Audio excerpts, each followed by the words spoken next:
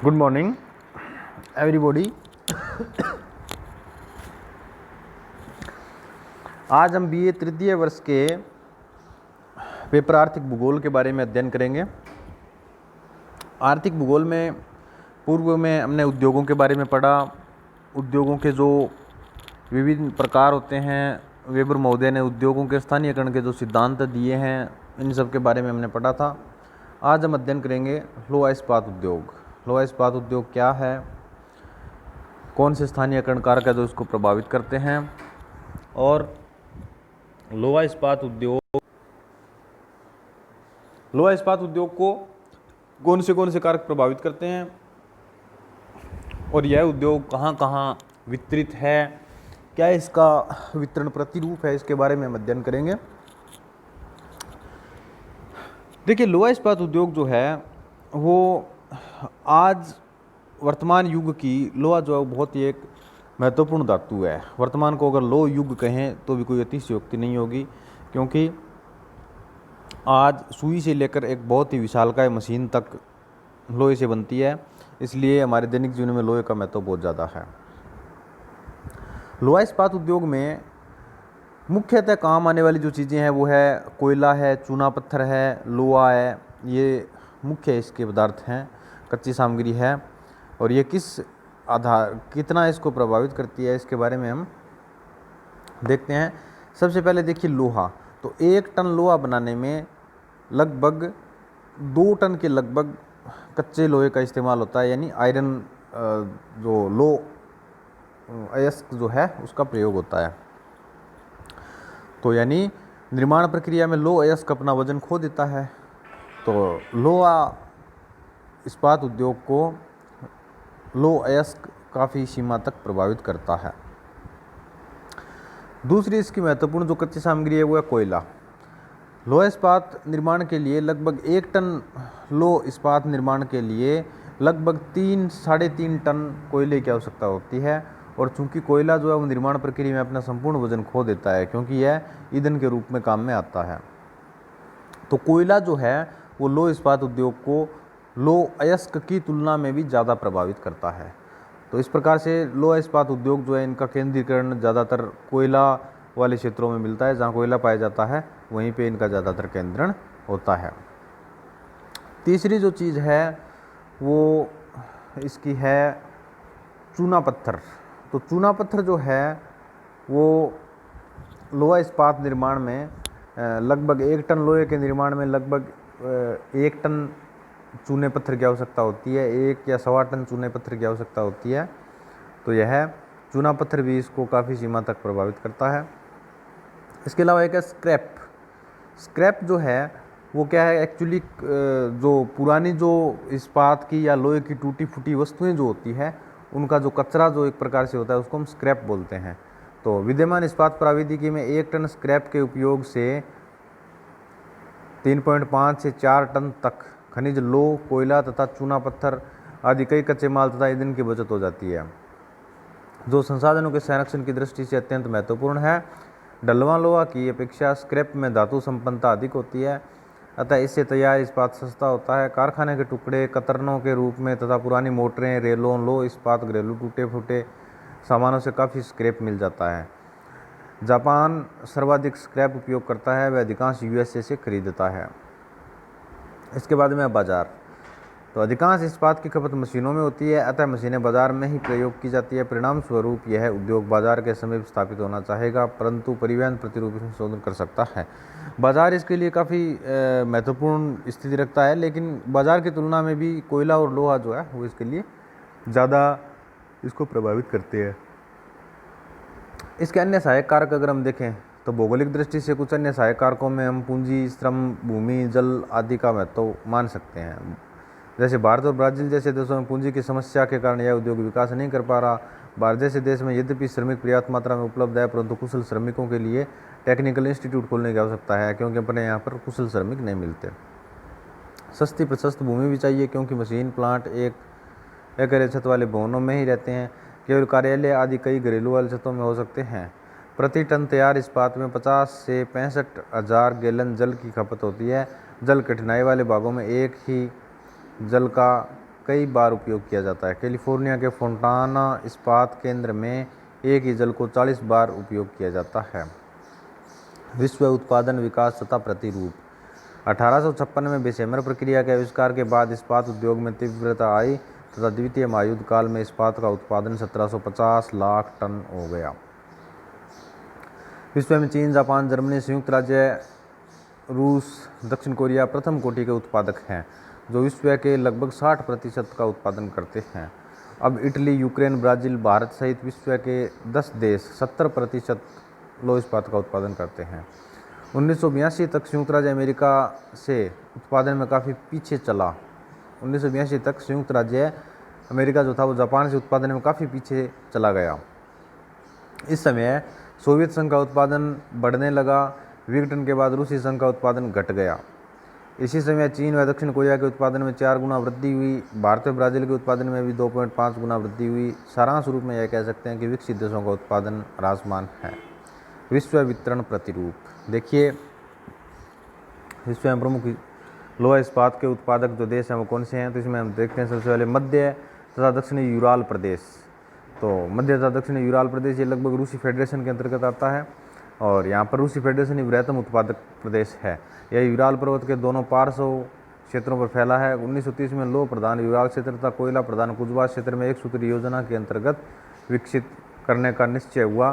तदनुसार कोयले लोहे के विनिमय हेतु दूर रेल मार्ग का विकास किया गया ताकि दोनों प्रदेशों में इस्पात उद्योग को विकसित किया जा सके। यूराल में मैग्निटोगोर्स्क, कुज्नेत्स्क क्षेत्र में नोवा कुज्नेत्स्क प्रमुख इस्पात उत्पादक केंद्र हैं। दूसरा प्रदेश है मध्य स्थित प्रदेश या मास्को प्रदेश भी मान सकते हैं इसको।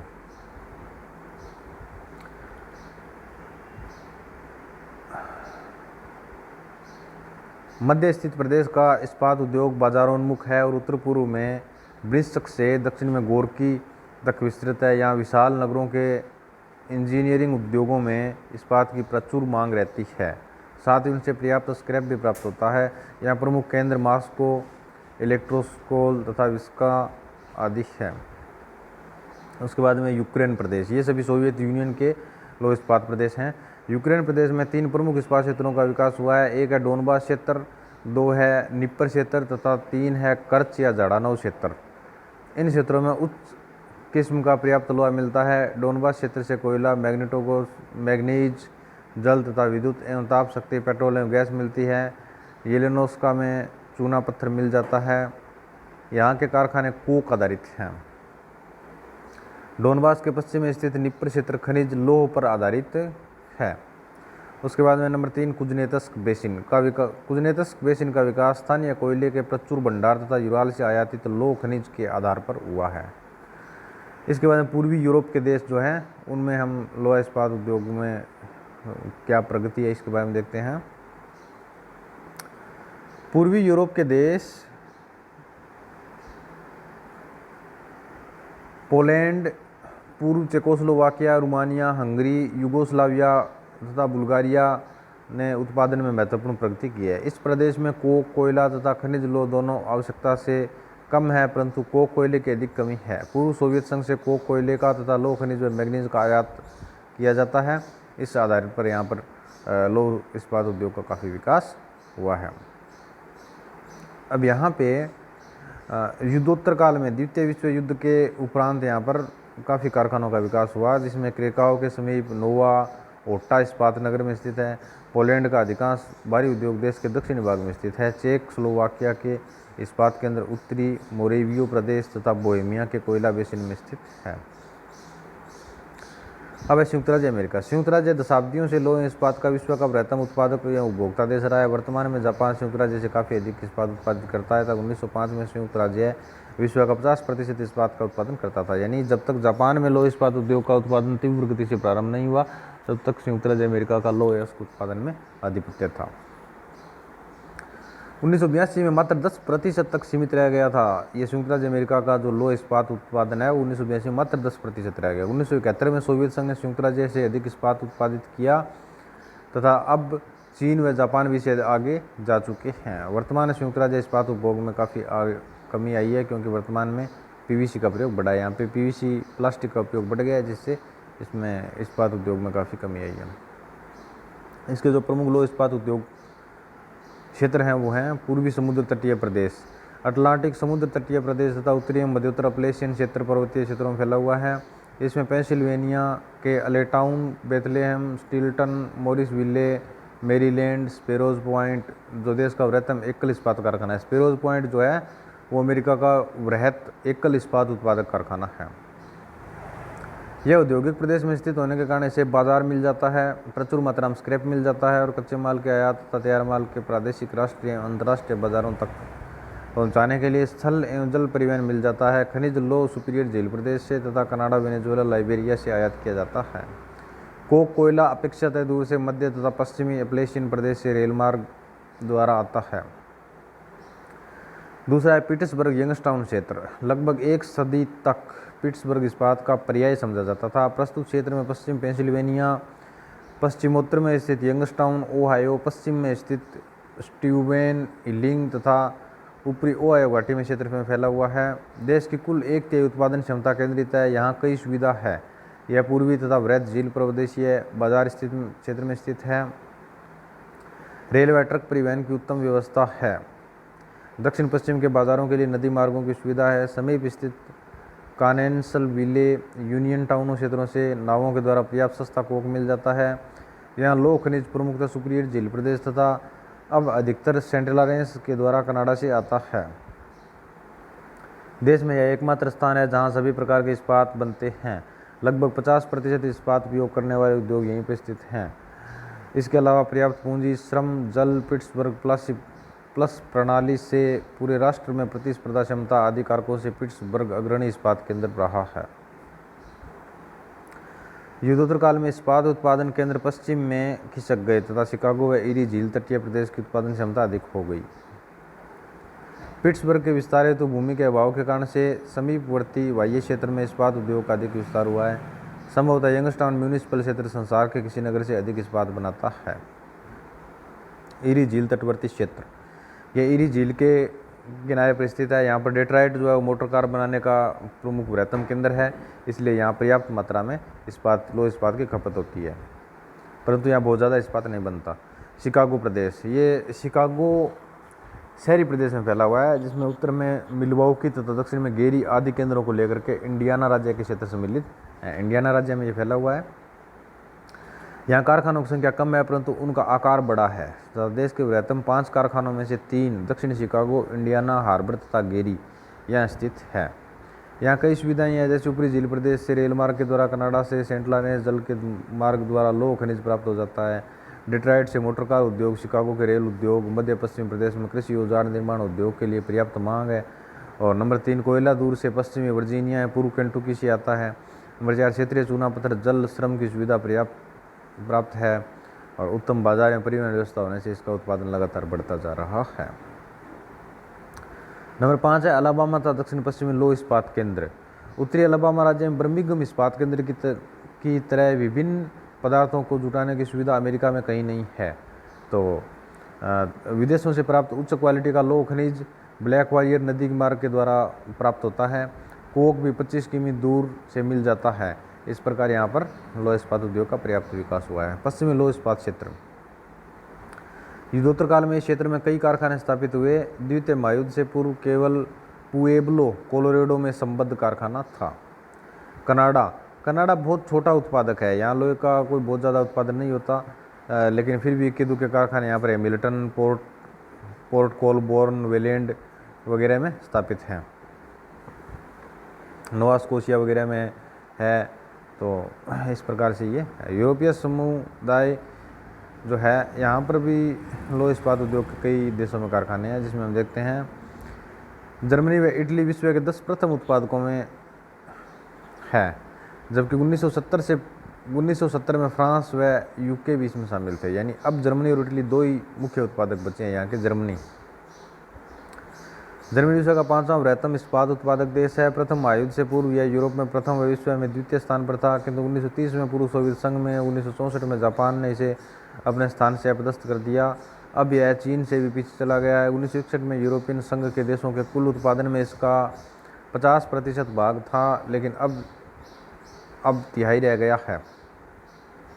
प्रमुख उत्पादन क्षेत्र 80 किमी लंबे तथा 40 किमी चौड़ी उत्तरी राइन वेस्टफेलिया रूर प्रदेश में स्थित है, जहां लगभग 80% इस्पात तैयार होता है। प्रमुख केंद्र इसके पश्चिम में डुइसबर्ग, राउन, औपॉन, ओबेरहोड, जेन, मुएलहाइम, कुछ दक्षिण में डुजेल्डॉर्फ, पूर्वी किनारे पर डार्टमुंड एवं होर्ड, मध्य में इंजीनियरिंग उद्योग विकसित है वहाँ पे बोखुम, तथा उसके दक्षिण में एंटीगेन तथा दक्षिण पूर्व में हागेन में स्थित है लौह इस्पात केंद्र। एसेन जो प्रमुख इस्पात केंद्र था द्वितीय महायुद्ध के दौरान विनष्ट हो गया था। एसेन यहाँ प्रमुख इस्पात केंद्र था। और उच्च कोटि का कोयला राइन रूर तथा राइन अर्ण नहर एवं अन्य यातायात के साधनों के द्वारा प्राप्त होता है। इटली यूरोपीय संघ के उत्पादकों में दूसरा स्थान है इटली का, और इटली इस्पात उद्योग अन्य यूरोपीय राष्ट्रों की अपेक्षा नवीनतम है। साथ ही यहाँ औद्योगिक आधार भी सीमित है। कोयले का लगभग पूर्ण अभाव है तथा लौह भंडार भी सीमित है। कुल इस्पात उत्पादन मात्र 40% लौह खनिज अधिकांश एल्बा द्वीप से प्राप्त होता है तथा कुल स्क्रैप से उपभोग का 50% स्वदेशी स्रोतों से प्राप्त होता है। यहाँ जल विद्युत के विकसित होने के कारण 50% भट्टियाँ इसी पर आधारित है। फ्रांस यूरोपियन संघ का तृतीय बृहत्तम उत्पादक देश है। यहाँ निम्न क्षेत्र प्रमुख है: लोरेन क्षेत्र, उत्तरी क्षेत्र, मध्य क्षेत्र। लोरेन क्षेत्र का प्रमुख इस्पात क्षेत्र है। लोरेन क्षेत्र पश्चिमी भाग में प्राप्त लौह के साथ काफ़ी चूना पत्थर संबद्ध रहता है, अतः खनिज स्वशोषक या सेल्फ फ्लुक्सिंग के कारण यहाँ पर चूने पत्थर की आवश्यकता नहीं पड़ती। फ्रांस में 1947 से मोनेट योजना के अंतर्गत लौह इस्पात उद्योग का तेजी से विकास हुआ। उत्तरी इस्पात क्षेत्र कोयले की खदानों पर स्थित है। स्पेन में बहुत कम मात्रा में होता है लोहे का उत्पादन, और लेकिन यहाँ पर उच्च कोटि की जो धातु मिलती है उसकी वजह से बिलबाओ वगैरह में कई केंद्र विकसित हुए हैं। यूनाइटेड किंगडम में जो है वो कम्बरलैंड या उत्तरी लंका शहर क्षेत्र को छोड़कर अन्यत्र फास्फोरस युक्त लौह खनिज है, तथा स्पेन तथा अन्य देशों से लौह इस्पात का आयात होता है। ब्रिटेन में प्रमुख इस्पात केंद्र है वो उत्तरी पूर्वी समुद्र तटीय क्षेत्र में लिंकनशायर, पूर्वी मिडलैंड्स, उत्तरी पश्चिमी समुद्र तटीय भाग, लौह खनिज पर और शेष वेल्स पर स्थित है। जापान विश्व का द्वितीय बृहत्तम उत्पादक देश है। 1950-60 के दशक में जापान अर्थतंत्र का अत्यंत तीव्र गति से विकास हुआ। जापान लौह खनिज और कोक कोयला का विदेशों से आयात करता है। जापान 1991 में विश्व के 13.54% लौह इस्पात का उपभोक्ता था। तो इस प्रकार से जापान में भी लौह इस्पात के जो प्रमुख केंद्र हैं उनके बारे में हम देखते हैं। यहाँ प्रमुख केंद्र है, पहला कारखाना यहाँ पे लगा था क्यूशू में, यावटा बंदरगाह पर स्थापित किया गया था। इसके अलावा चिकुओ खदान से लोहा प्राप्त होता था इसको। इसके अलावा दूसरे क्षेत्र हाशिन क्षेत्र में हिरोहाता और कोबे, नागासाकी, ओसाका, कीत क्षेत्र में हुआ है, किंकी, क्वांतो क्षेत्र में। तो इस प्रकार से ये हैं। अब चीन, यद्यपि जापानियों ने मंचूरिया के आनसान तथा अन्य समीपस्थ केंद्रों की स्थापना की और एकाऊ के समीप नागायाम, हानयांग में तथा सांसी में यांगयुआन स्थान पर भी कुछ भट्टियाँ थी। पूर्वी सोवियत संघ ने तथा बाद में कम्युनिस्टों ने उन्हें नष्ट कर भ्रष्ट कर दिया। चीन में औद्योगिकरण का कम्युनिस्ट प्रशासन ने वस्तुतः नया सूत्रपात किया और 1949 में मात्र 2 लाख टन इस्पात निर्माण कर रहा था। 1953 से 57 की प्रथम पंचवर्षीय योजना में चीन का इस्पात उत्पादन 15 लाख टन से बढ़कर के 1958 में 110 लाख टन से अधिक हो गया। यहाँ जो प्रमुख लोहे के केंद्र हैं वो है दक्षिण मंचूरिया, उत्तरी चीन, यांगटी शिकियांग का निचली घाटी प्रदेश, इनमें स्थित हैं। आनसान यहाँ का प्रमुख केंद्र है, और बाकी ये फुसून है, पेचियू है, सेनियांग है, कम्प्लेक्स है। ये एक प्रकार से बड़ा कम्प्लेक्स है जहाँ पर बहुत सारे उद्योग पाए जाते, लौह इस्पात कारखाने हैं। बीजिंग में भी छोटे कारखाने पाए जाते हैं। कोयला भंडार सीमित मात्रा में यहाँ पर है, इसलिए बाहर से आयात भी किया जाता है। अन्य महत्वपूर्ण देशों में जैसे भारत है, भारत में भी ये लोहे के कारखाने कई जगह स्थापित है। जैसे टिस्को है, Tata iron and steel company के नाम से जमशेदपुर में स्थापित किया गया था। ये भारत का प्रमुख बृहत्तम कारखाना था। और Indian iron and steel company है, ये भी जो है वो रानीगंज, जरिया या बाराकार क्षेत्रों में इन्होंने अपने प्लांट स्थापित किए हैं। Visvesvaraya iron and steel workers, ये भद्रावती में लगा था कर्नाटक के, भद्रा नदी के किनारे स्थित है। यहाँ बाबा बुदन पहाड़ियों से लो और समीपस्थ जंगलों से कास्ट कोयला प्राप्त होता है। जोग प्रपात से जल विद्युत आदि सुविधाएं उपलब्ध है। बोकारो लो इस्पात केंद्र चतुर्थ पंचवर्षीय योजना के अंतर्गत इसकी स्थापना सोवियत सहयोग से की गई थी और ये झारखंड राज्य के हजारीबाग में स्थित है। इसे बोकारो व दामोदर नदी से शुद्ध जल की प्राप्ति हो जाती है। सेलम इस्पात केंद्र ये तमिलनाडु के सेलम जिले में स्थित है। और विशाखापट्टनम इस्पात कारखाना ये छत्तीसगढ़ के वेल्लाडिल्ला लोह खान पर निर्भर है। बंदरगाह के कारण इसे आयात निर्यात की सुविधा प्राप्त हो जाती है। ऑस्ट्रेलिया और ब्राज़ील में भी लोहे का उत्पादन होता है। ब्राज़ील में लैटिन अमेरिका का प्रमुख उत्पादक है ये ब्राज़ील लोहे का, और ये प्रादेशिक कोयला मिल जाता है इसको और आयातित लोह के आधार पर इसका पर्याप्त विकास हुआ है। धन्यवाद।